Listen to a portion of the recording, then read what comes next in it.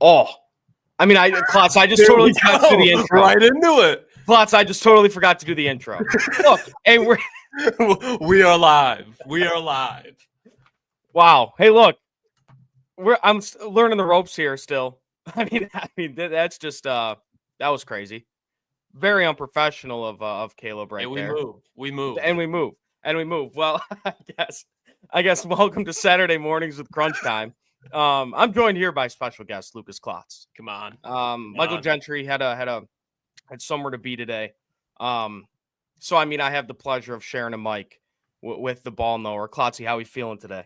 You know, I'm feeling better than I did last night. I don't know if you or people tuned into the regularly scheduled programming are what does Rich Eisen always call it when he's doing his show? I can't think of the word, but either way, 8 to 10 show.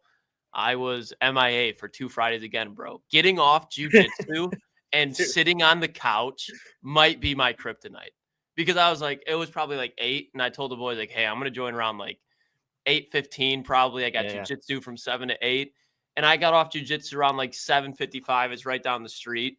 And I got home. I was like, dude, I just need to close my eyes for 10 minutes. I just got choked out. I just got my ass kicked for an hour straight. I was like, I just need to, Well, in the meantime, in that 10 minutes, my phone dies and I wake up and it's now 2:03 a.m. And I was like, oh, this is great. This is great. I wake up. I've missed calls from Boone.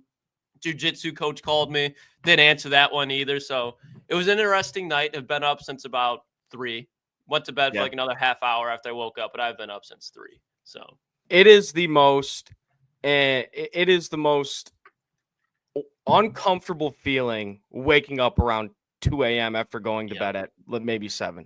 Hey, I've had those nights, but let me ask you this, Klotz. Jiu-jitsu, I mean, how did that kind of just come about? Like, how did you decide just to start doing that? I mean, that's a fucking cool thing to get into. I feel like, I mean, I played football in college, right? So for a long time in my life, I had like that, like, I don't know, I'm a very high tense guy. So like I had an outlet where I could go hit somebody, do this, do that. Been working out, been running, but it's still like I need like something extra. And I don't want to do boxing because like at the end of the day, I do like in a year or two want to compete, you know? So like I don't want to be getting the shit kicked out of me in my brain more than it already has. But jiu-jitsu, I feel like there's a couple guys in the gym that go that are like 50 years old and they're still moving really well. So it's something I could do constantly. I like it. It's more of like a mental thing. And like I have woken up over the last 2 weeks and been sore in spots that I didn't even realize you could be sore. I woke up Tuesday feeling like I tore both of my rotator cuffs. And I like genuinely, I was like, dude, like I was at work and I work on tires and I was like, I don't think I can do this anymore. I was like, something's wrong. And the next day I felt fine. But it's a challenge, mental challenge. I like it. Are you going up against people every day like that have done it for a long time? Like, are you getting your ass beat every session? But like, okay, so for an example, like my coach is obviously a black belt. And so I'll spar with him. And he's not just like being a black belt the whole time. You know what I mean? Like he could, and I'm not being sorry, he could legitimately kill me in 10 seconds. Like, I'm not saying like, oh, really? Like he could kill me if he wanted to. But he's like, he'll let me get the move that we're training and he'll let me do it a couple of times. The next thing you know, I'm in a chokehold and I'm flopped on the ground. And then so it's like, okay, this is what happens. And you spar for like 5-6 minutes and it's hell. But it's like when you're done, it's like, oh, like that was good. Like I needed that. Stressful. Well, I'll tell you what, people in the chat, I think we have to start being really nice to Klotzy now, because if any of you are me, now we know that he could put you in a chokehold and put you in some serious danger. So, I mean, Klotzy, come on now. George St. Pierre loading. Seriously, I mean, you're a different beast. I mean, come on. Like that's get you in there, Caleb. You see, my way of, and again, fat guy, my way of kind of, getting active a little bit isn't by way of violence, I guess. Jiu-jitsu wouldn't be for me. It's not violent though. It's not like it's calm. It's like you're not getting punched in the face. You know what I mean? I sparred a guy against a guy Monday and like he was a bigger guy, but it's not like he's throwing me around. Like you have to you use your momentum. Dude, he popped my shoulder. That's what I said, bro. If you're light on your feet, you're nimble. You get in a good. You're killing somebody if you want to, Caleb. Well, I appreciate the kind words, but I don't think so. I have faith. I have faith. Maybe I'll give it a shot. Maybe one of these days. It'd be a good video seeing me get in there. But yeah, I don't know. I think it's really cool that you're doing it. But Klotz, we have some catching up to do in the comments too. Boone, shout out. This is fair. Accountability does need to be held for last night and the Friday before. That is a fair statement. Well, you do have some catching up to do. Because like I said, I mean, when you're going to bed, that early, waking up, you don't really know what's going on in the world. You feel like you're on a different universe. But if you didn't see, Cade Cunningham made All-NBA third team. And let me start by saying this, Klotz. I said this yesterday on the show. I mean, that's so fucking awesome. I mean, we haven't had a Piston make an All-NBA team in what feels like a million years. Mm-hmm. And representing the Detroit Pistons and kind of their turnaround, it's huge for the franchise. However, and Klotz, I want to hear your thoughts on this. I don't know if you looked at the second team. That's what I was about to go look at right now because I haven't. There's going to be a guy on there, Klotz, that you see it's Steph Curry. One of the best point guards ever to play the game of basketball, right? Mm-hmm. When you look at his numbers comparatively to Cade Cunningham, it is blasphemy that Curry made second team over Cade Cunningham. I mean, Klotz, let me ask you this. What number's bigger, 26 or 24? I would say the 26s. What's higher, 6 or 4.5? I'm going on a limb here and say 6. 9 or 6? 9. Again, going up on a limb, going to make a guess, probably 9. Yeah, so that's Cade's stats compared to Curry's. That just doesn't make any sense to me how this happened. You talk about if you want to make it like an impact thing, what they do for the basketball team. Cade brought a 14-win team and yeah, it's to a 44-win team. Doesn't make any sense to me. How do you feel about that? I'm going to be honest with you, Caleb.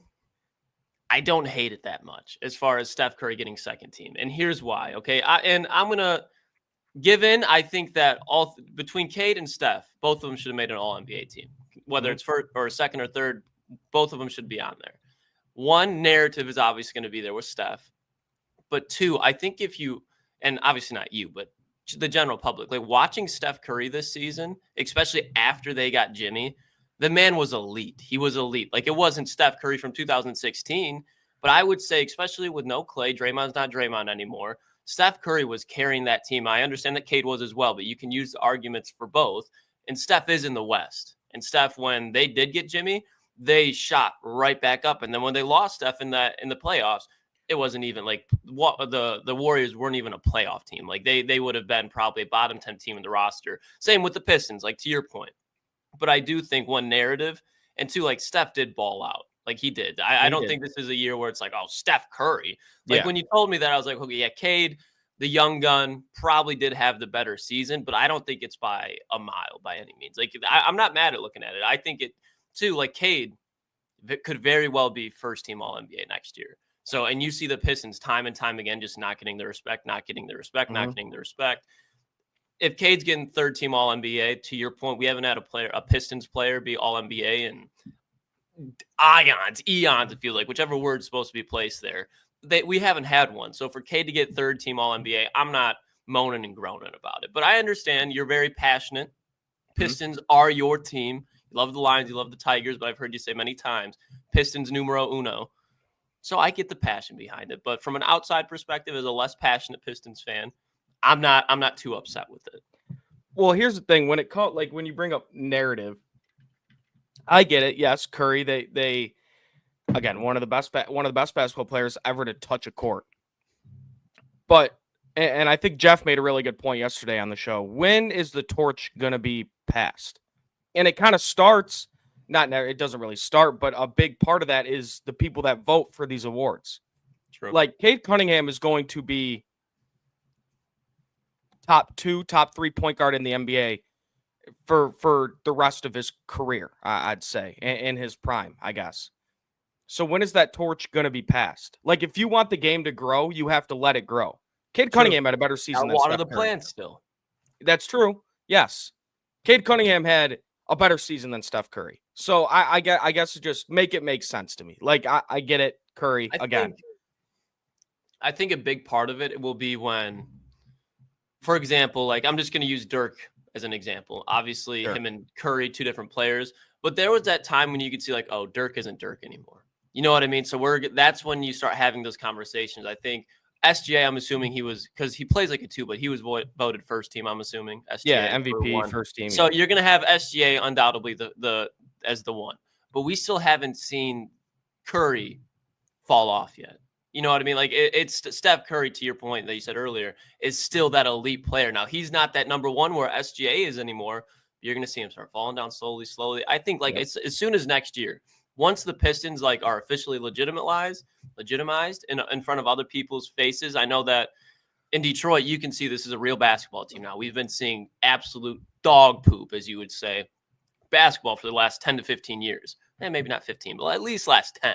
And when we finally see, okay, this is good basketball, it's going to take another year for it to reach the general public, especially in the West, man. Like they have pretty much outside of JT, Giannis, who's probably going to be going to the West, and a couple other guys, all the all-stars, all the faces of the league are in the West right now. So it's going to take a little time. But I still think same thing with the Lions, man. Like you could see like that team when they went 9-8, that was a legitimate football team, but it still took another year. So I just think Detroit sports, the fact that they've been so bad for so long, it's going to add even a longer growing process when it comes to accolades like these with Cade Cunningham. Yeah, you're right. But again, above all else, congrats to Cade. That's huge for the Pistons. I mean, say that word. I can't say it. Trajectory. That of the Pistons team.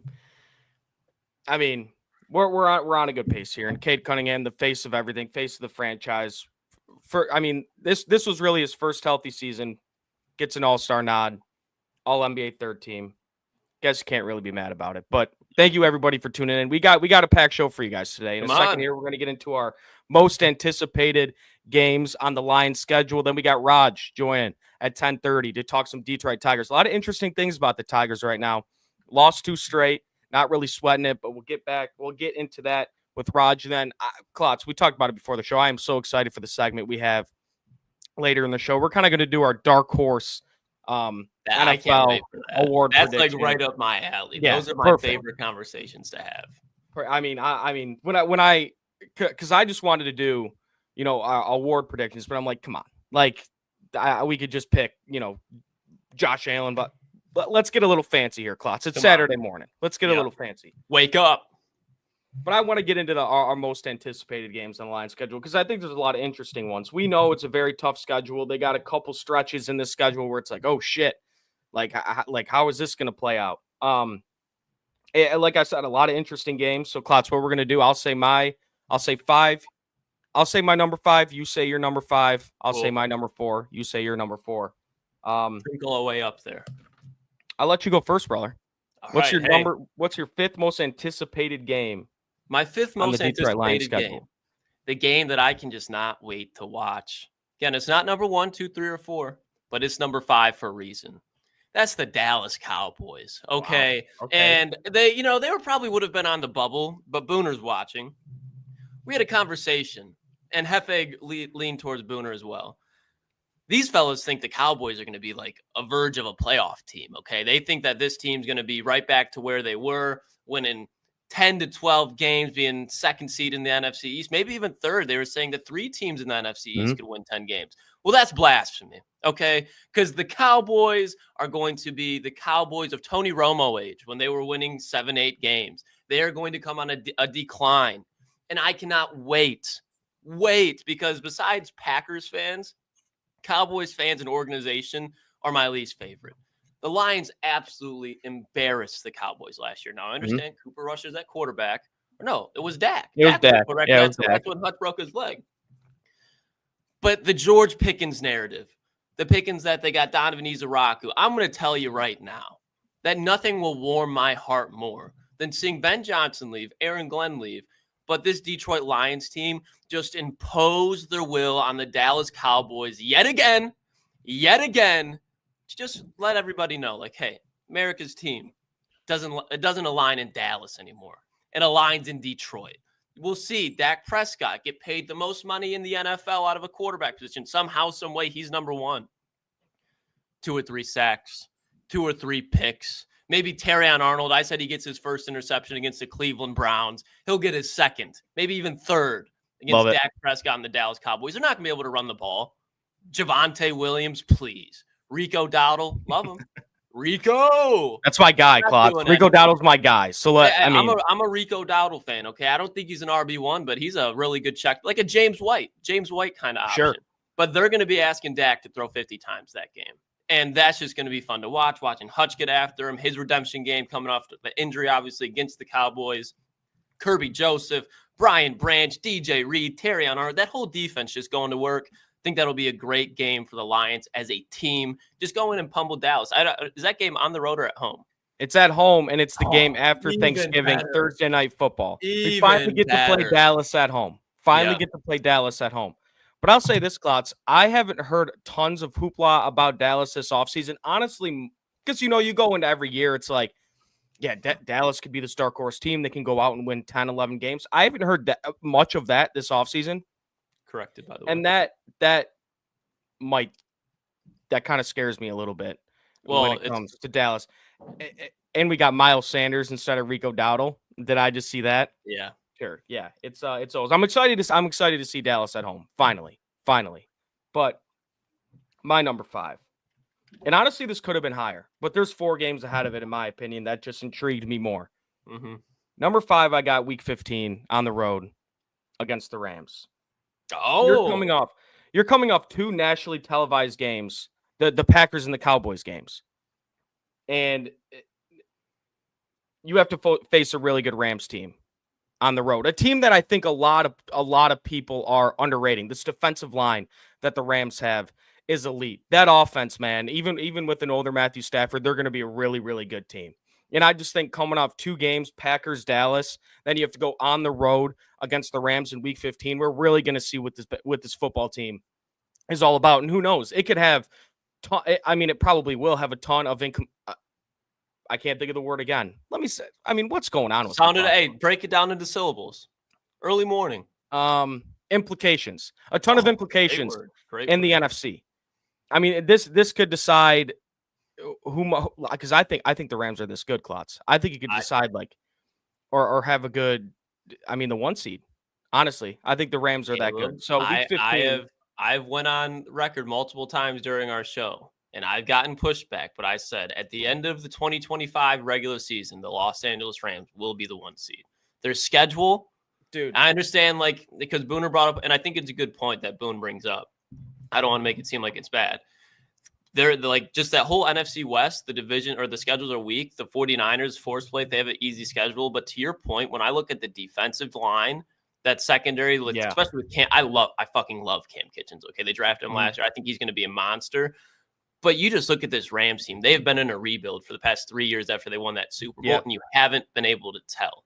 And there's going to be that last run that they make with Stafford, and I think that's this year. They're I think this is their all-in year. I think that Stafford, going to get Devontae Adams. They can move off him if they want to. I think they go and draft a quarterback next year in the draft, and that's telling you, hey, we're now in another rebuild, but they're making one last push to the Super Bowl. And you saw what happened last time that they did. They went and they acquired Von Miller, Jalen Ramsey, all these boys, and they won one. So I think the Rams are going to be top of the class of the NFC, at least through the regular season. Yeah, that like I said, and someone said it in the chat, it will probably have seeding implications 100%. And Boone says here, Rams lose division, 49ers win that division. The 49ers, I did a deep dive on them yesterday because that's such an interesting team. Because in our segment later we're going to do about our Dark Horse Award winners, I took a look at Brock Purdy a little bit. Man, he's got, outside of Christian McCaffrey, maybe, and George Kittle, dude, his wide receiver 1 and 2 are Juwan Jennings and Ricky Pearsall, who I think Ricky Pearsall could be a great player. Hey, No, I'm a Ricky Pearsall guy. But can he be that reliant until Brandon Ayuk comes back mid-season, even if he does play? So, I don't know. I think the Rams are going to be a really good team, and that's a big test for the Lions in Week 15 on the road, coming off 2 primetime games. So, Klotzy, what you got for number 4? Number 4? We're going in the division here because this is my only division game on here, okay? Okay. It's early. The Bears at home. Because honestly, I'm not excited at all to go to Chicago Week 18. We've seen enough of those stories where the Lions have come out with wins. I'm not excited for those games. Those games are usually just stressful. They're annoying. The Bears are hanging around. at home, Ben Johnson, Antoine Randall L., all those traders that left the 3-1-3 to go to Chi-Town, they're about to get their ass whooped, okay? Because I think week 1 against the Packers, that'll be a good game. I think the Lions come out victorious. They just got punched in the mouth a little bit to open the season. You know what I mean? That's no walkover. That's no breeze over. You go against the Bears with all that momentum of, hey, you hear the noise about the Bears. I believe the Bears play the Viking week 1. They could very well win that game. It's going to be the hype train. Ben Johnson, Dan Campbell, who's going to win it? And I think in that game, that's where Ben Johnson truly gets welcomed to the NFL as an NFL head coach, because Matt LaFleur, solid head coach, or not Matt LaFleur, Kevin O'Connell, very, very good head coach. But I don't think he coaches in a way yet where it's like contending coach, because we've seen this man with really good rosters. And I know he hasn't had Patrick Mahomes, Josh Allen. He's been very good with that quarterback play, but those teams get bounced every time in that first round. Dan Campbell, I think he knows and just how to equip a team to play through 4 quarters relentlessly, get into the opposing quarterback's head, and just create problems. And I think that's what he's going to do to Ben Johnson. I think Ben Johnson just going to get punched in the mouth by a very physical football team. The Bears are always talked about like, oh, the 85 Bears, the Windy City. Like, there's some physical football team. It's like, man, you have Caleb Williams as your quarterback. You have DeAndre Swift as your running back. You have Colson Loveland and Cole Kmet as your tight ends. I don't see much physicality around that Bears offense. Okay, I don't. Maybe on the defensive side of the ball, their defense is very solid, but I don't think the offense is going to be phased by the Bears defense in a way that they kind of fall out of their shells. I just think that's a game where the Lions physically impose the Chicago Bears, and that's just going to warm my heart. So Bears at home week 2, number 4. Klotz, I have that on my list. I have it a little bit higher though. I think you'll be surprised where I have it, but I mean that game is going to be, and again, like you said, like the Packers week 1, that's going to be a fun one, and then going, I think back-to-back divisional opponents to start the year is crazy, in my opinion, but it's fun. Especially week 2 with the storyline behind that. It's going to be a fun game. But number 4, this is honestly, number 4 through 1 are very interchangeable to me, because this game right here, this is the first game I saw on the schedule where I'm like, okay, like this is, I love this spot for the Lions. I got week 7 at home against Tampa Bay, Monday Night Football. I was really coming off about this in the Cowboys game.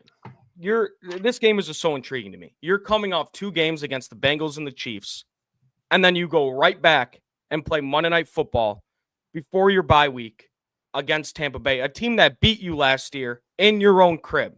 Like, and again, you beat them in the playoffs 2 years ago, but I mean, the last time we played, like I said, beat us at our own crib. And I just think it's so interesting. Like, yes, this team has had the bright lights on them last year, at least. I mean, they're a very popular football team, the Detroit Lions. They're America's team. But I mean, you get a spot where you play the Bengals, the Chiefs, then you go right back and play Monday Night Football. Mm-hmm. I mean, that's a big spot right there. Right before your bye week, you want to get a dub before you have to go play Minnesota after your bye week. So, number 4, I'm going week 7 at Tampa Bay. And again, these are all interchangeable, honestly. Yeah. Because that week 7 game is, I know I said this about the Rams game, but that week 7 game is really going to be like, okay, what is this Lions team all about? You just played arguably top, 2 teams in the top 5 in the AFC, in the Bengals and the Chiefs. Mm-hmm. Now you play Tampa Bay at home, Monday Night Football. That's my week 4. I'm excited for that game. I've been saying it's not I don't think it's a must-win game, because I don't think they're going to be off to a bad start. But let's say the Lions drop the game before that where you didn't expect them to. You lose that Tampa Bay game. I think, again, it's not you're packing up the season and moving on, but that is a huge game to your point. That's a game where it doesn't matter. Todd Bowles is as Dave Canales and Liam Cohen, back-to-back OCs, and that offense is still find a way to be explosive, dynamic. They got Bucky Irving going into year 2. And then you look at the draft they just had on the defense side of the football. I think Tampa's going to be very good. I think Tampa, I have to look at their schedule more, but I think there'll be another 11-12 win season with Tampa Bay. I agree. It's going to be a fun one. So we move. All right. I won't have to waste too much time because we already touched on it. My number 3, the Rams. You had them, I believe, at 5. And for all the reasons that you were saying, one, I just think because I think the Rams are going to be incredibly dangerous this year. I think they're going to be number 1 seed in the NFC. But that game, I think that is going to mark where it's like, okay, have the Rams overtaken the Lions yet in the NFC, at least for 2025? Because we've seen the Lions beat the Rams 3 straight times now. at some point, there's going to be something that just snaps the camel's back. And I think if the Lions are able to win that game, that's huge momentum to carry in the playoffs, because then you're going to go in 2 divisional games. But I just think because of the implications that are going to be on the line, the fact that you're going into LA, this is the best Rams team we've seen in a while. That Rams game is absolutely enormous, but it's not my number one, because I think there's a couple more that matter a little bit more. But the Rams, I think, are huge games to watch out for. There's a huge game to watch out for. I believe week 15, isn't it? Yeah, week 15. Week 15. And again, that's coming off 2 back-to-back primetime games, Cowboys and Packers. That's going to be a fun one. Number 3. I mean, I think a lot of people might have this at number 1. Number 3, I got the Commanders week 10 on the road. They bounced you in the playoffs last year. They got a lot to prove. Second-year quarterback who might be in the MVP race by week 10 when this game is. This is going to be a big test for this Lions football team. I think this is 2 games after the bye week. So you should be, a little bit fresh, ready to go. Coming off a divisional game in Minnesota, and you're on the road in Washington. I got the Commanders at the Commanders game week 10. You have met 3. I have met 2. I think especially because you're going to see defensively what this team really is, because you weren't able to see what they were able to do at full strength against them in the playoffs. But I think the Commanders, both as a team, are very important to watch. But you're going to see quarterbacks like that, whether it's Jalen Hurts, whether it's Caleb Williams, whether it's somebody else in the playoffs, where these mobile quarterbacks are able to RPO you to death. And that's been just the crutch in the Lions defense, where that game for Aiden Hutchinson, all Dan Quinn, all blanking on the OC right now.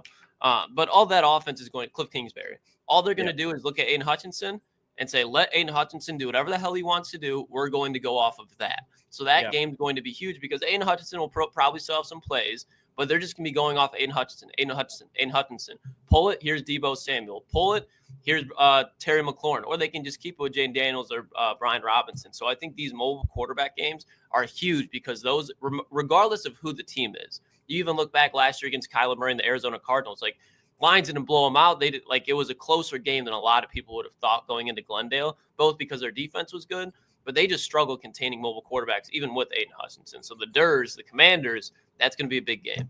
Yeah, that's going to be a big one. But I'm going to rattle off my number 2 and my number 1 right now. Real quick. Number 2, I got the Philadelphia Eagles, week 11. This is the team we all wanted last year in the playoffs. This is a team where a lot of the fan base is like, if we face this team, we have a chance to beat them. Just the Lions' ability to stop the run, and that's what Philly leans on, is the run game with Saquon Barkley. That game is going to be really exciting, because, again, they're the best team in football. You can't deny that. And if you want to be the best, you got to beat the best. So week 11 in Philly, it's going to be a cold one. Could be snow, Klotz. Could be some snow. When is week 11? Week 11, I believe that's like November, late October. Possibly. That's football weather. That's football weather. That's football weather. That's a perfect time to put Philly and Detroit. And then number 1, I'm going week 2, Chicago Bears. I just think the storyline, I just think it's a huge test for not only the Lions, but I'm excited to see how the Ben Johnson and the Bears handle this as well. In Ford Field, place is going to be rocking in Ben Johnson's return to Detroit. I just want to see us beat the piss out of the Bears in week 2, man. And if you start 2-0 in the division, that's big-time stuff right there. So I got the Chicago game, week 2, as my number 1 most anticipated game of the 2025 season.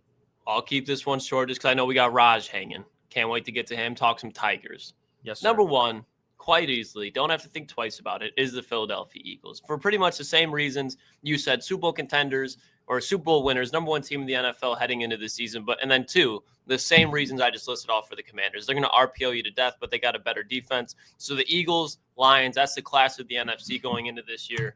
That's who I'm taking from a number 1 matchup. Love it. Love it. Well, no Dominic. See what I did there? I like it. Come on. Well, we got the GOAT in the building. I'm not going to keep him waiting any longer. We got the co-owner of Tigers ML Report and host of the Motor City Metrics Pod, Raj. How we doing today, man? Thank you for joining on a Saturday morning. I say this to all my guests. I know it can be a little inconvenient on Saturday morning, but, you're here. You're the GOAT. How we feeling?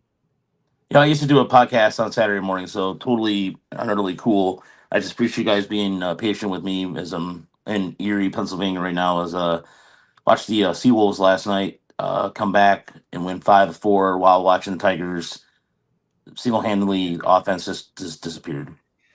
Hey, you got boots on the ground, though, Raj. You got boots on the ground, though. It's all we care about.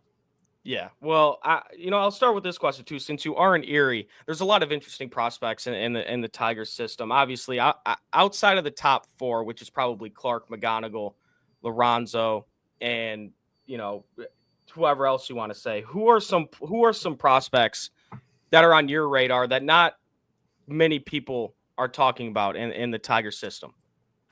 I think Max Anderson's starting to make a case now. Like last year, defensively at West Michigan, he just didn't. He can always hit. I mean, he led the Big Ten in hitting when he was at Nebraska, but his defense has been. It was kind of weird. I don't want to say bad. It was maybe evolving, but he has become a better defender. He's on a 15-game hitting streak right now. He's hitting with power and for average, and he's continuing to just put the ball wherever he wants to. Essentially, at this point. Another prospect too that's been kind of going under the radar a little bit as far as like just pitching goes too is Garrett Burhan, who I think has been off to a really good start in Double-A. That's another guy that I've been watching quite closely. He has one of the best sliders in the system, but he's not really talked about very often. Jose Basenio, I think, would go in that top four. He can be. He's interchangeable. The fact he's also calling his own games, which is something that I don't think is talked about often enough, is a great thing because when he gets to Double-A, he'll be ready to go when it gets to advanced pitching. And I think that the fact that he is catching after serious knee injury is a good thing. And so I think Brasingo should be also.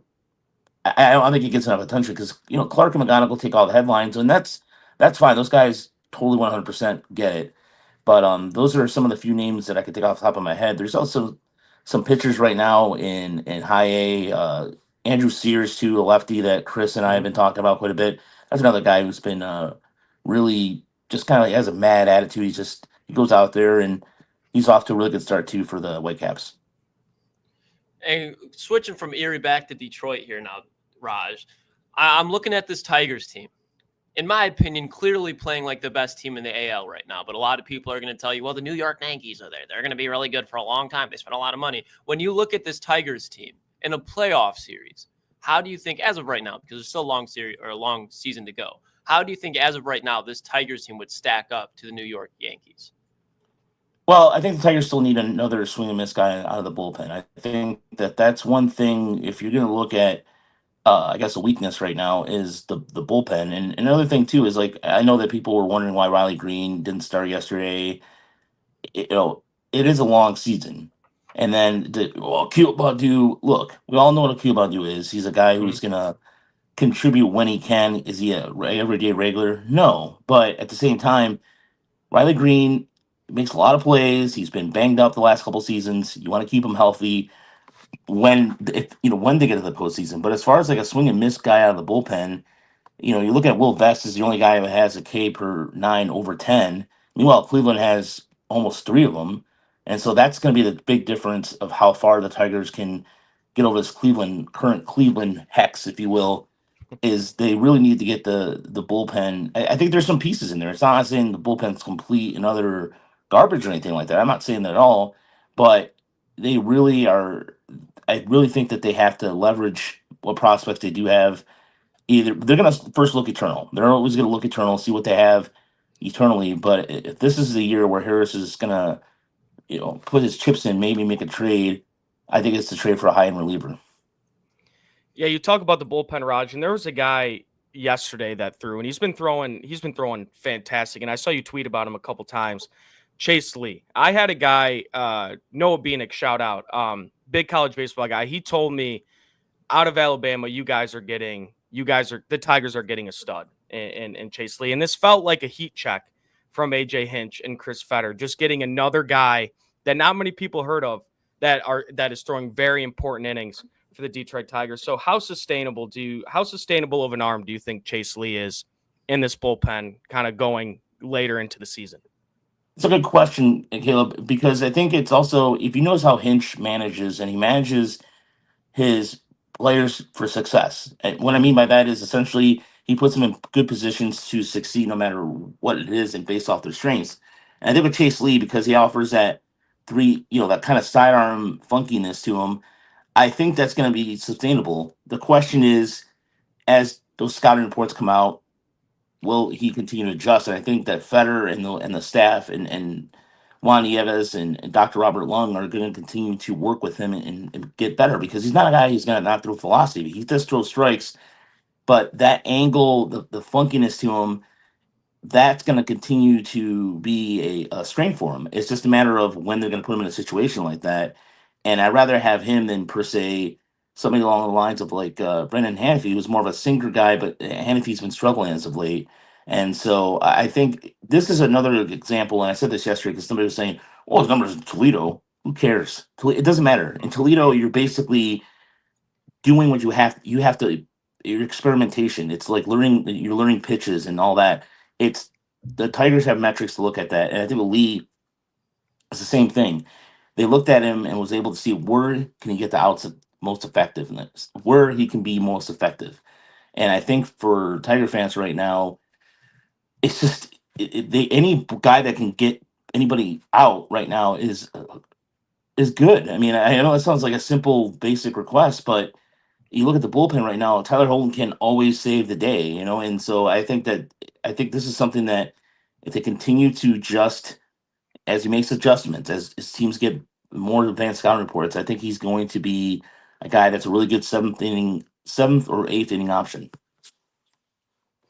And we look at this Tigers team too, Raj, and we see all these guys coming back from injuries. Obviously, we've heard all week about Parker Meadows. Matt Burling's been making his way up. But I think something that's going to be interesting with somebody who's already activated for the Tigers as the season goes on is the Jake Rogers situation. Just because obviously Rogers is a very good catcher, but you look at what Dingler's been doing as well. How do you think they're going to balance that out? What do you think we're going to see with the Rogers compared to a Dingler situation? I think you're going to see Rogers is going to probably be more like, the get Tarek Skubal personal catcher kind of personalization catching situation. And I know a lot of people like Thomas Nito, and it was weird for people to see him get designated for assignment, but he's a veteran that will probably surely catch on with another team, but it makes sense. I mean, Rogers has been with the team longer. He has got a good rapport. But I think what's going to happen is that if Dylan Dingler continue to, same thing with adjustments. If he can continue to hit and continue to be, I mean, he's got 2 walks, 39 strikeouts. It's impressive what he's been able to do. He's only hitting the one ground, a double play too, which is another thing that stands out to me. A guy that can put the ball in the air like that. I think what's going to happen is Rogers is going to be used when they need to, and Dingler's kind of slowly but surely taking over the number 1 spot. He's a guy who's already got a 1.1 WAR already, and so I think the fact that Dingler's always been able to call a good game. You have 2 strong defensive catchers, now one that can hit.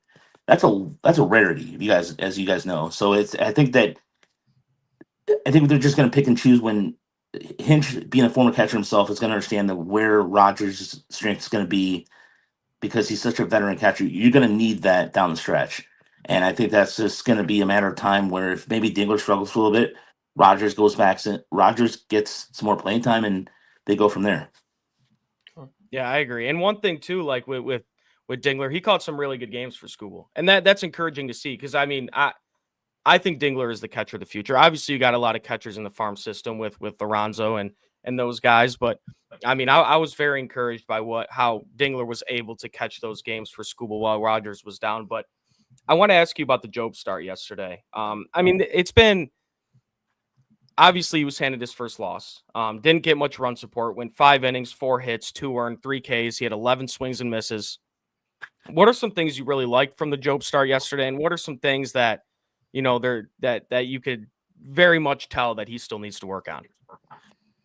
I think the one thing that is encouraging about the Job start yesterday is the fact that I think that the one thing that's been consistent, he's kind of like a bulldog. Like there's times where I don't think he makes the same mistake twice. What I mean by that is essentially, I mean, it sounds like what I'm saying is, but it's just every start for him in the last 3 or 4 starts is where he's not leaving pitches over the plate. Because sometimes him and Montero have that, like, just to leave a meatball and you're like, oh, come on, man.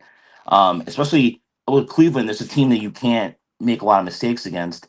And I think Cleveland did work the count a little bit for him, but I think he was able to bounce back and not give in to where I think some of the swings and misses have been better locating that was it the sinker, the ridiculous? It's just something where it's just like he's been able to use that pitch more effectively, and I've been seeing more confidence of him using that, and I think that's been growing each start. And I watched the recap last night when I got back to my hotel, and I was sitting there looking at what can he do better, and in terms of just, and I just think it's just experience, guys. I mean, I think that Job is a guy who he's smart, he uses the metrics, he will look at his stuff, and I think that yesterday was a prime example of things could have gone wrong, and he held his own. And I think that that's something to be said for a rookie who is starting to kind of figure things out a little bit. And I think what Tiger fans are not seeing, I mean, I know sometimes people wonder, like, why is he not going 6 or 7 innings? Folks, it's middle of May. I understand this is a long season, and I think that yesterday's start was encouraging, especially for a team like Cleveland, who you guys know their hitting discipline is uncanny, and I think that that's saying something. That I think if he made the same start last year, Cleveland scored a lot more runs, and I think he's making less mistake pitches, and that was one that was, I think that's been a learning lesson going forward, is that he's just not putting everything over the plate, allowing them to just clobber everything. And I know that we've seen a tough kind of back-to-back nights against Cleveland, especially considering, I would say, pretty like a AL rival. And when you look at that, yes, it's tough to watch, but throughout this season, we've seen a lot of good plays by a lot of good players, Raj. Who do you think, when the All-Star break comes out, will be representing Detroit during that time? I think it should be Riley Green. I mean, Riley Green is between him and Torkelson, you can make a case for Torkelson too, based off his 13 home runs. He is some nights the only source of offense. I mean, what was the other night? He had all the RBIs. So you can make a case for either one of those. But I think without Riley Green out in the outfield, outside of Javi Baez in center field, this Tiger team would be under, I don't dare I say, even almost under 500, because Riley Green is that good of a hitter. I know he struggles against lefties, and in order for him to become that quote unquote next, elite, or whatever buzzword term you want to use, I think that he has to shake that off a little bit. But the fact that he is punishing the ball when he does, he plays really good defense. Again, scares the living out of me every time he dives for a ball in the outfield. No, But I think that kind of play puts him in the All-Star game. I mean, of course, we want to talk about Tarek Skubal being there, obviously, but position player-wise, I even think Javi Baez makes a case, too. I mean, Baez is going to have his lulls and everything, but he's such a better hitter, and it's such a good story.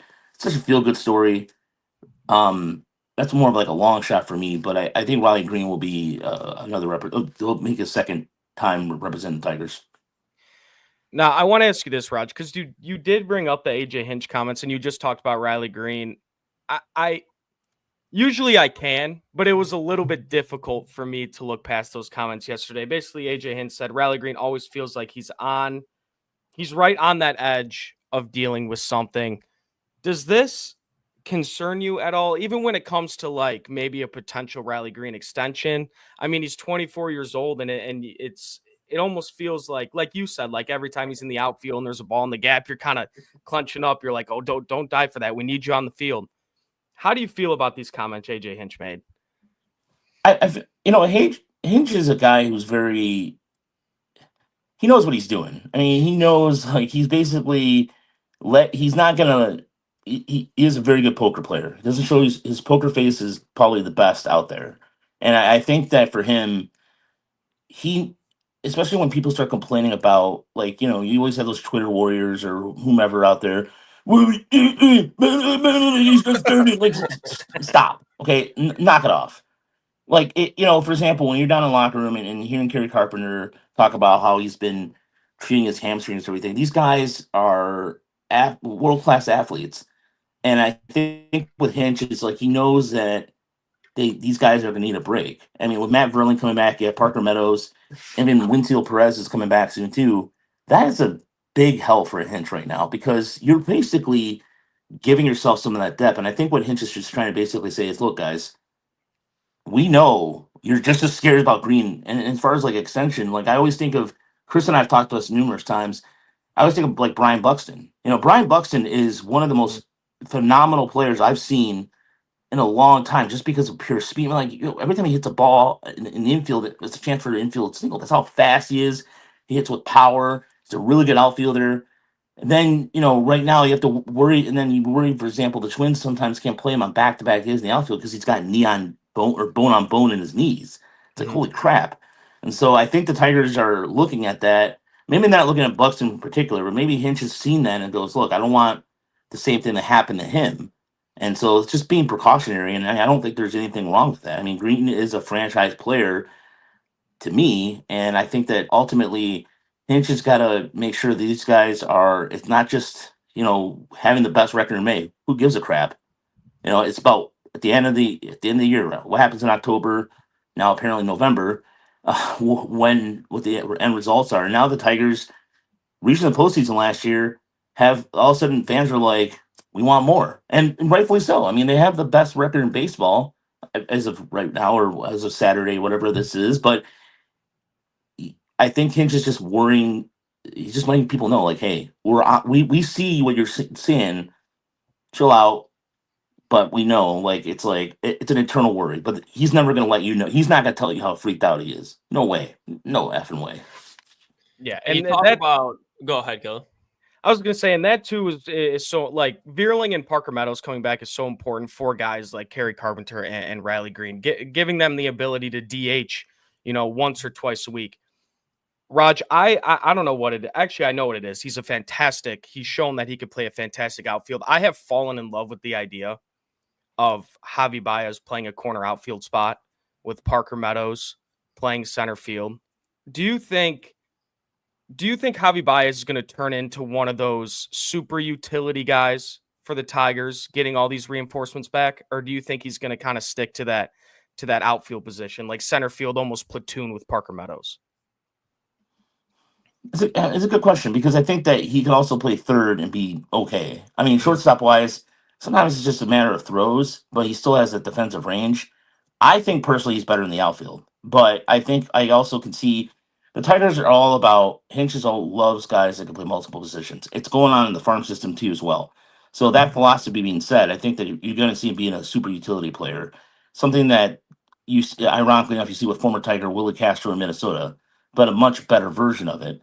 And I think that that's going to continue because it allows Hinch to exploit any opportunities he has against other teams. And that's one thing about Hinch that, if you notice, he does a really good job of platooning. And the Tigers, like, Jim Whelan platoon too, but he didn't have this kind of caliber. I don't think he has this kind of caliber of talent that the Tigers do now. And so I think the one thing that with Baez is that I'd be curious to see how he plays in right field. I mean, I know Carpenter had that play yesterday, and people were worried about him a little bit, but Carpenter has improved greatly. But at the same time, if you can give him a night off and you're going to have, or for that matter, have Baez take over in right, or Verling in right, or whatever you want to do, I think Parker Meadows being the keystone of playing center field. Meadows plays, to me, out of everybody, the best center field. I think just because he looks like a gazelle out there. I mean, like, just one stride. The catch in Seattle last year was one of the greatest catches I've seen a Tiger player make. Yeah, that was a poster. That was something you've never, like. It was just like especially some of the fans were like, and the Mariner fans were like the reaction was priceless. But I think Baez can offer you that versatility that Ibanez can't. And no offense to any Ibanez or anything, but like, you can put Baez at third and be in no full well. Maybe he's also played second before. If something happens to Colt Keith or whatever the case is, or Torres' injury right now with his lower legs, we'll see what happens. But I think that they're going to use him as a utility player. Well, Raj, you're the man. Thank you so much for joining this Saturday morning. Make sure you go follow Raj on Twitter and check out Tigers ML Report and Motor City Metrics. Raj, have a great long weekend, man. Actually, I guess you're working Tigers. All these teams are playing, so. Man, you're one of the best in the business. Thank you. Thank you for joining, baby. Thanks, Caleb. Like I said, man, I've been meaning to have you on the show, man. Hopefully, we'll have you on soon, my friend. Yes, sir. Lucas, sounds good. As always. Now, Raj. We'll see you soon. You soon, Raj. He's the GOAT, man. He's the GOAT. The man. He's the GOAT. Knows his stuff. Castillo. Knows his stuff. Klotzy, we got 6 minutes left here. we're gonna. I mean, I'm ready to fire through these. I'm not gonna lie. We can go a little over. All right. So here's the deal, chat. Here's what we're gonna do.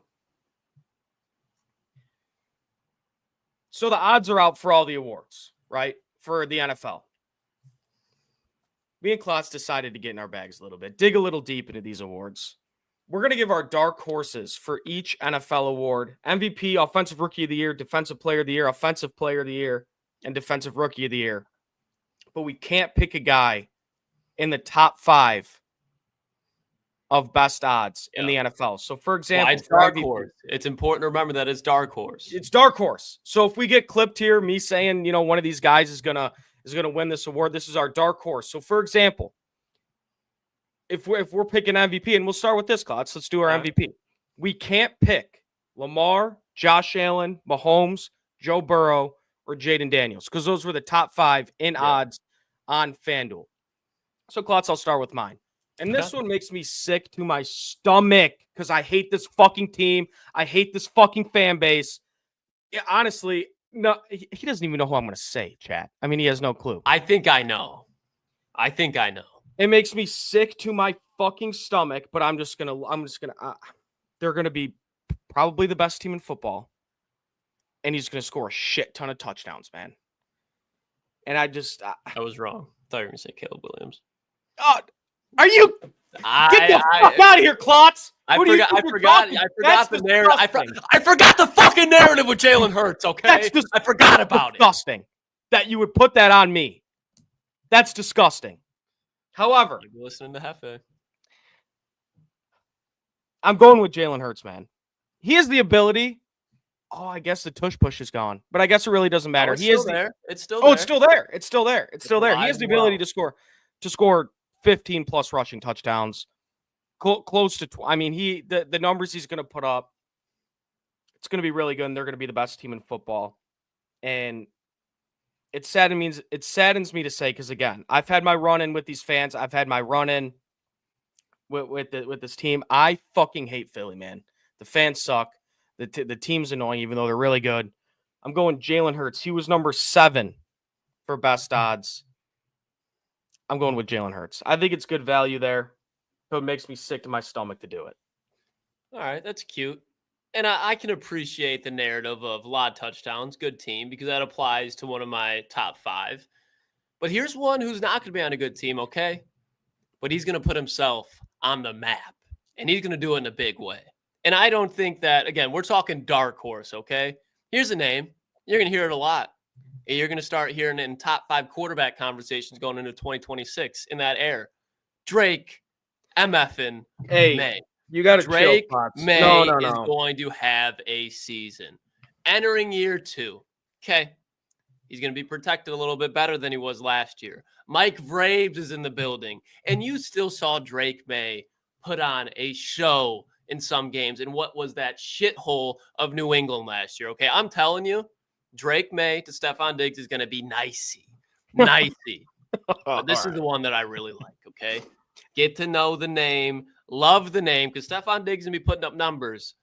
Demario Douglas. Okay, Demario Douglas is going to be his guy. And then they got Travion coming out of the backfield. They got a good defense going on there. I think the Patriots are going to be like an 8 to 10 win team this year, okay? I think they thought they could easily be a wild card team. And the reason and the narrative will be because of Drake May. He's going to be doing it with his feet. I think he could probably throw somewhere to like 3,800 to 4,000 yards, pick up touchdowns on the ground.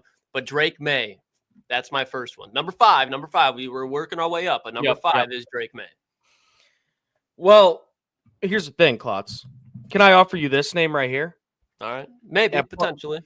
Before we move on to, we'll move on to Offensive Player of the Year next, but how do you feel about Matthew Stafford at plus 4,000? Oh, he was my second. I'll tell you my first. You want to know my first? Oh, yeah. I thought we were doing. I did just in case. But okay. All right. Tell you guys, Drake May was a good one. But CJ Stroud, I think, goes nuclear this year. I think people are forgetting about him. I think when you look at, there was that PFF ranking, had him all the way at 14th overall. Let's not forget this man plays in the AFC South. Okay. And they just got Jaden Higgins and Jalen Noel to go with Nico Collins. They got Joe Mixon, who balled out last year. Brevin Jordan's coming off injury. I know there's concern with that offensive line, but they brought a new offensive line coach, got my favorite offensive tackle in the draft, and Ariante Ursary. I think C.J. Stroud goes off this year. So Drake May would be the ultimate dark horse, but I think C.J. Stroud finishes in the top 5. Like I bet on that just for the value of being like, I'll cash out, but I profited here. I like that one. That was C.J. Stroud. It was going to be Stroud, Herbert, or Hurts, and I know those aren't technically dark horses, but in the criteria of this, they are. But Offensive Player of the Year and Klotz, I can't believe this guy was this far down. I mean, it's actually bananas to me that you can get Amon-Ra St. Brown at plus 3,000, and for the people we couldn't pick for Offensive Player of the Year were Saquon, Jamar Chase, Jahmyr Gibbs, Derrick Henry, and Nico Collins. So anybody outside of that, Amon-Ra St. Brown at plus 3,000, which is the 11th best odds. This guy's had 3 straight years with 100 catches and 1,000 yards. I mean, he is the ultimate safety blanket for Jared Goff. He's going to put those numbers up again. Those touchdown numbers are going to be there. I honestly won't even call that a dark horse, truly. For Amon-Ra. And that's not just a homer pick. I think anybody that watches football and sees Amon-Ra St. Brown 11th on this list is saying, wow, there's some real value there. Like, he has legitimate potential to win this award. So I guess you could call it my dark horse Offensive Player of the Year, Amon-Ra St. Brown. Can I give like my Amon-Ra, but then also give like my dark horse too, kind of how I do with Drake May, because you'll like it. I know for a fact you'll like it. Okay, my Amon-Ra, he was number 2 on my list. Number 1, Puka Nacua. Puka Nacua, I think, is going to take that Cooper Kupp role that they've had. Volume's going to be there. Talent's going to be there. Very simply well put. I don't think you really have to argue that. Pretty much same thing Amon-Ra. But dark horse, Caleb, and me and you align on this. And I know for a fact that we do. Ladd McConkey. Yes. Ladd McConkey, dude. I'm telling you guys, especially as Detroit Lions fans, you are going to appreciate the year that Ladd McConkey is about to have, because I truly, and this is narratives aligning, I think the Chargers are going to win the AFC West. I think it's going to be close, but I think Chargers, Chiefs, Broncos are all in very similar tier. I'm going with the best head coach outside of Andy Reid and better talent. I think the Chiefs are going to fall back for a year, but then they'll go back. I think the Chargers win it. But when you look at Amon-Ra St. Brown and how he plays, he's a little bit more physical than Ladd, but I'm talking the route running, it's nearly identical. And the thing that Ladd has going for him in a statistical standpoint that Amon-Ra doesn't, there's no Jahmyr Gibbs. There's no Sam Laporta. There's no Jameson Williams. He's going to be the focal part of that offense if it's not Amarion Hampton. And he's easily going to get 100 catches. I think he clears 1,200 yards. I think he could even get 1,300 to 1,400 yards if he goes balls out there with no injuries, and a 10-touchdown guy. I think, and I agree with you when we said it, he's going to be – there shouldn't be a huge gap when you talk about Malik Neighbors, Brian Thomas, and Ladd McConkey. I understand they're different wide receivers and, like, they're the X's, but that's like, okay, you have to use that same argument when you talk about – I know different draft classes, but that's basically saying Amon-Ra St. Brown will never be the level of CeeDee Lamb or a player of that caliber. Mm-hmm. I understand that Brian Thomas and Malik Neighbors are more gifted athletes. But football players who can get you a first down, who can get you a 30-yard gain, who can get you a touchdown, Ladd McConkey is going to give it to you more consistently. So I love Ladd McConkey. I think he's in for a huge year. I love that pick. And I've said this a million times. I play, dynasty football. It's so fun. I have Ladd McConkey on my team. And I think you could make an argument that he's probably a top 5 dynasty wide receiver out of that class. I know people are in love with Malik Neighbors, rightfully so. As you should be. As you should be. He's a great wide receiver. But at career's end, I think we'll have Ladd McConkey at the top of that draft class. Like you said, his route run, he's a route technician. He's Herbert's favorite target. And he's honest. Like you said, Amon-Ra's a little bit more physical, but I think Ladd McConkey is a little more athletic. Yeah. Then Amon-Ra St. Brown. Like Klotz said, if you appreciate the game of Amon-Ra St. Brown, you need to watch Ladd McConkey. You will fall in love. He is a stud. He is a stud. I made a video about this and put it on TikTok, and people didn't like it. McConkey is my guy out of that draft class, and he's going to be so good for so long. Do I think, and again, it's dark horse. That's a great dark horse. Do I think he has a chance to win it this year? I do. Truly, I do. Because if you have that narrative of the Chargers win and I know this is the whole dark horse part of it. Chargers win the AFC West. Justin Herbert's balling out. Who's going to be the guy benefiting off that the most? It's going to be Ladd McConkey. You know what I mean? Yeah. So, I mean, dark horse. Value, he could be dude. He could be in 100. He could be a 110 catch guy with 1,300 yards, 10 touchdowns easily. Easily. And making dudes look stupid too. Yeah. I mean, what a guy. What a guy, Ladd McConkey. But let's go to you want to go deep boy here? Or you want to go the rookies? Let's go rookies. We'll go rookies. We'll go offensive rookie of the year. People we can't choose from. This is in the top 5 of odds. Ashton Gentry, Cam Ward, Travis Hunter, Tet, and Tyler Shuck. Which, sure. I mean, okay.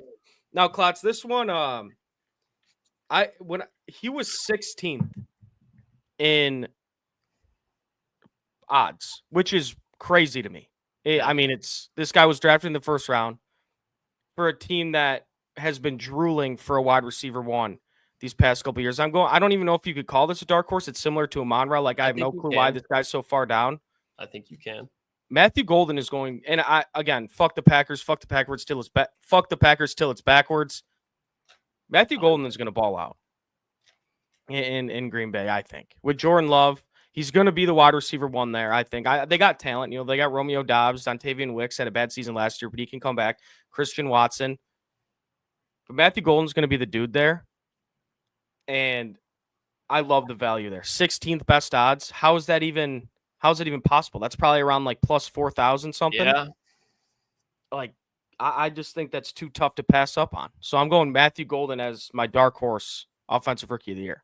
I love Matthew Golden because I was very consistent with it. He was my favorite wide receiver in the draft class because I think he reminds me a lot of Garrett Wilson. The only reason why I wouldn't put him as my number one is I think there's going to be, at least for the first part of the season, a struggle to find the identity in that Packers passing game.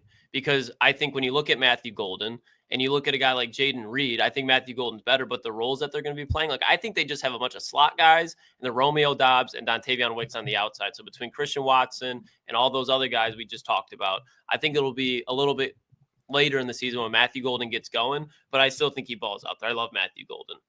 Somebody, Caleb, we're going to stay in the AFC West here. We're not going to stay with the Chargers. We're not going to the Chiefs.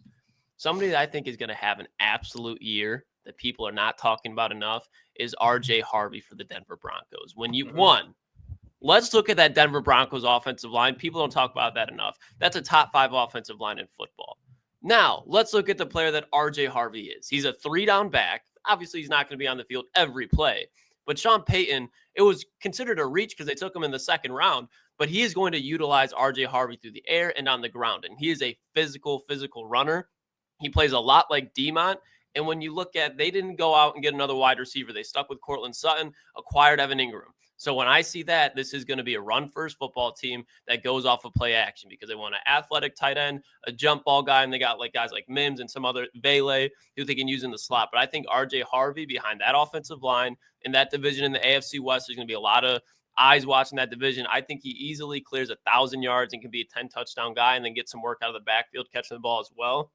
But in fantasy, I'm taking RJ Harvey. He's going to be somebody that people are going to let fall in the draft, but he's just going to be a force. As long as he stays healthy, you look at what Sean Payton has been able to do with running backs. When I look at RJ Harvey, I look at Mark Ingram. I'm like, oh, these are the exact same player. Yeah. It's just Mark Ingram played at Alabama and RJ Harvey played at UCF. But I see a Mark Ingram type of player in RJ Harvey. And I do think I've said it a couple of times, like late in the season towards the trade deadline, I wouldn't be surprised at all if they bring in Alvin Kamara, which will take away from Harvey's production, going to put more eyes there, but it's going to keep him fresh for big plays. So I think RJ Harvey, that's my number one sleeper right now. I said this last year. You could just tell Sean Payton really wants an every down back. Like he wants a guy he could rely on. And I fell in love with the idea of the Broncos going running back in round 1, whether that was like Hampton or someone or Travion, someone like that. And yeah, I think that's a great pick. You get Sean Payton, a guy that could play all 3 downs. He's going to use them. He wanted that with Javonte Williams. Couldn't get it. So then he had to use this weird. Get his guy. Yeah, he got his guy. And I think he's going to ball out. I think that's a good one. Klaus, we're going to go defensive rookie of the year here. Yeah. I got one that's just like we can't pick from Abdul Carter, Michael Williams, or Jalen Walker, Michael Williams, Travis Hunter, and Shamar Stewart. I'm just James Pierce at 9. I think that's the 9th highest odds. I'm not even going to use that one because it seems a little bit too easy, whatever. This is a guy, Klotz, I was really high on going into the draft, and he's on a good team. He's going to play in some big games. He didn't just get drafted for speed. I'm going Maxwell Harrison from Buffalo. He's a stud, man. I watched, believe it or not, I mean, it was a tough watch, but I watched a fair amount of Kentucky football this year just from, either betting on games or betting against them, whatever. I mean, he's a baller. He's a baller. He's not just a freak athlete. He's sticky in man coverage. He has decent feel for zone, but I mean, he's going to play those big games against guys like Mahomes and all those guys. And I'm going Maxwell Harrison. He's going to shine with the bright lights, and he's like marketable. He's very charismatic. Yeah, he's a good dude. So that's my dark horse, Maxwell Harrison. Good Joe. I like that. He's not on my list, but I do think that's a good for value. Absolutely. I think he's a perfect scheme fit for Buffalo. Talk about that Drake May narrative we were just saying. You got Tyreek and those boys in that division, Garrett Wilson. So he's going to play some tough comp even just with inside his own division. My number one, though, sleeper. I don't even think you can classify it as a sleeper, but I just think it's for the value. It's a home run hit. Mike Green. He's going to be in Baltimore. Yeah. They run a 3-4. He's built to be in a 3-4. He's got guys that are going to be getting sacks all around him. He's going to be used in one-on-ones. I think Mike Green, the value there, he's a first-round guy. Everybody knows it. The character issues, what dropped in the draft, and we've seen Baltimore through the past, not every year, but they'll roll the dice a little bit when it comes to character, okay? They don't need some face of the franchise. That's typical. I think people had character issues, what possible character issues could be saying about Lamar Jackson. They took Lamar Jackson, no problem. And Lamar Jackson has been built very well, made a great face for himself, been able to kind of be brought into that light of like, this is one of the best dudes in the NFL. So I think being around those type of guys like Lamar, Mike Green's going to fall right in line. And I think he's going to be somebody that's just a problem, simply a problem, like most Ravens edge rushers are. But Mike Green is definitely my biggest sleeper right now, especially playing edge rusher. I feel like that usually, like, unless there's a Pat Surtain, Sauce Gardner. Yeah. And if you think Maxwell Harrison can be that, all power to you. I just think it's usually a defensive line award. Yeah, it's easier. It's easier to keep stats, obviously, for a defensive line. So, I mean, I like that. I feel like Baltimore got a steal in Mike Green in round 2. I like that pick. Defensive player of the year. So top 5 players, or the top 5 players we can't pick: Micah, Myles Garrett, Hutch, TJ Watt, Max Crosby. This one's tough because I don't want to stray too far down on the list for this one. I have 2 guys. They're close to the top 5. My first one is Trey Hendrickson. Fair. I just feel like he's going to want to go out there and ball out like he did last year, these past couple of years. I mean, a very frustrating offseason for him. And I think he just wants to show Cincy, hey, this is how important I am to your football team. Give me the fucking bag. I'm going to go out and get you 20.5 sacks and win Defensive Player of the Year. So he was 8th on the list. And then I can't remember where this next guy was. I think he might have been 9 or 10. We saw a defensive back win it last year. I think we could see one win it this year. I'm going to go Kyle Hamilton. You know what? I'll say this. Pat Surtain. Let me say this. I want to say Kyle Hamilton / Brian Branch, because I feel like both of those guys just bring so much to a defense where it can't go unnoticed. Like, they just do so many things. They stop the run. They play on the line of scrimmage. They play a fantastic safety. Like, those 2 guys, I think, are going to make such a big impact for their defenses, and defenses that should be pretty good next year, where it won't go unnoticed in the NFL. And I think they're going to be in the running, both of them, Kyle Hamilton and Brian Branch, for Defensive Player of the Year. And man, Kyle Hamilton is honestly one of the best players in all of football. Like, he's that good. And same with Branch. Branch is a great player. He got put in some tough situations in his career so far, having to switch back from, slot to safety. It's not an easy thing to do. But, so kind of 3 guys: Trey Hendrickson, Brian Branch, and Kyle Hamilton. I just think the idea of a safety winning Defensive Player of the Year is the coolest fucking thing ever. Yeah. Because I don't think it lets you know that dude is like, yeah, fucking elite for that year. Like to go out and do that. Yeah, but I mean, I think that position has the most aura in all of football. I'll say it. Safety's the coolest position, I think. Safety, I mean, you could just. My God. Yeah, I've always said I think safeties, especially when I was playing in college, safeties are by far the craziest dude on any football team. Safeties and running backs, because you can look at linebackers, yes, but then when you look at just like safety, like you got to be able to cover dudes too. So you got to be like fast, twitchy, and then you got to be able to lower the boom on tight ends, running backs. You got to take on blocks from offensive linemen, and you're a lot smaller than linebackers. So just pound for pound, the most psychotic dudes on the football field most of the time. Yeah, scary dudes. Scary dudes. Tell you about another scary dude. And he's literally, this isn't even a dark horse by no means, but I think this guy will lead the NFL in sacks this year. And people know that he's good, but I don't think people actually realize the freak that Will Anderson is.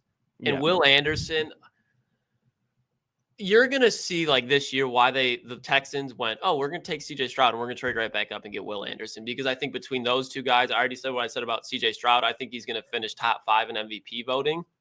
But when you look at the fact that Will Anderson had his season cut short, he's going to have something like he's going to, hey, I was a top 5 pick in the NFL draft. I'm going to have to show it this year. I'm going to have to, because everybody's looking at Aiden Hutchinson, the years that he's having. He wants to be in that same tier, the Micah Parsons, and he can be easily, especially when you have Daniil Hunter on the other side and DeMeco Ryans as your head coach. I think Will Anderson leads the NFL in sacks, and if you're doing that, there's a very good chance that you could be winning Defensive Player of the Year or be 2 or 3 in that selection. So Will Anderson for me, I think he's like plus 1,700, I think, or somewhere around that. I think he was like 7th on the list. Insane value.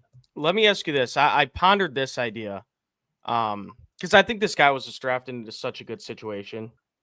Do you think Abdul Carter can be maybe in the conversation towards the end of the year? I mean, you have Thibodeau, who hasn't really turned out to be the guy we thought he would, but he's still a good player opposite of him. Then you have Dexter Lawrence getting the pressure from the inside. You're going to get a lot of free releases if you're Abdul Carter. That sack number can be really, really high. Do you think he could sneak into that conversation like as the year goes on? Because I didn't even see his odds on there. Like he might be plus 6,000, plus 7,000. No, because I think one of the names that you said before will be if he's having that type of performance. And I think he should have. I hate that he got hurt last year, but dude, Dexter Lawrence is the best defensive tackle in the NFL right now. Jalen Carter will be. But as we sit right now, Dexter Lawrence is the best defensive tackle in the NFL. Last year, he had 8 sacks. 8 sacks. And no one talks about that. His season got cut short. He needs to be talked about like how Chris Jones is talked about. Absolutely, or at least Quentin Williams and Jalen Carter. Like I think there's so many people that will throw Jalen Carter right above him. It's like, dude, like there's no denying that Jalen Carter is good, but Dexter Lawrence is in his prime right now, and he's playing like the best defensive tackle. I think he's on that Chris Jones level. I understand Chris Jones has got the Super Bowl wins, Defensive Player of the Year type of things, but when you just watch them, there's games where it's like, okay, I would probably take Dexter Lawrence this week over Chris Jones. And Chris Jones, career-wise, you're taking over because of accolades, but Dexter Lawrence is not talked about enough, especially the fact, think about now, they have Kayvon Thibodeau, like you said, Brian Burns, and now Abdul Carter. So you can go ahead. That D-line is fucking nasty. They have the best defensive line in the NFL. And people think, oh, it's the Giants. It's like, I understand it's the Giants, but that Giants defensive line room is absolutely loaded. So I just think Dexter Lawrence needs more respect. And if that defensive lines going at the pace that they were last year, because again, last year they were a good defensive line, Dexter Lawrence should be talked about every Sunday at the end of games. Yeah, I mean, what do you think about Thibodeau though? Like, you see, what's kind of his role there? Do you see maybe a